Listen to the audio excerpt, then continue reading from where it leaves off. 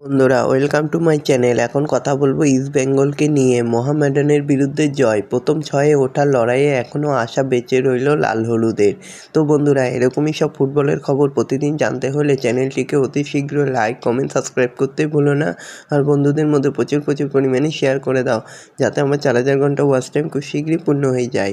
East Bengal জিতল 3-1 গোলে। যুব ভারতীতে লাল হলুদ জার্সিতে গোল করলেন মহেশ, ক্রিস্পো ও ডেভিড। মোহামেডানের হয়ে একটি গোল করেছেন শুধু।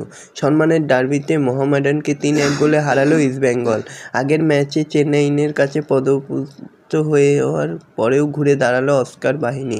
অন্যদিকে সেই তিমিরেই রইল মোহামেডান। লাল হলুদের হয়ে গোল করলেন মহেশ, ক্রেসপো ও ডেভিড। মোহামেডানের একটি গোল পরিশোধ করেন ফ্রাঙ্কা। তবে ম্যাচের ফলাফল লিগ টেবিলের ছবিটা বদলালো না। ইস্টবেঙ্গল রইল 11তম স্থানে, আর মোহামেডান এখন লাস্ট বয়। যদিও 20 ম্যাচে 21 পয়েন্ট নিয়ে সুপার সিক্সে যাওয়ার জটিল অঙ্কের আশা বেঁচে রইল ইস্টবেঙ্গলের কাছে। তো দেখা যাক শেষ পর্যন্ত কি হয়। এরকমই সব খেলার খবর প্রতিনিয়ত জানতে হলে চ্যানেলটিকে অতি শীঘ্রই লাইক, কমেন্ট, সাবস্ক্রাইব করতে ভুলো না।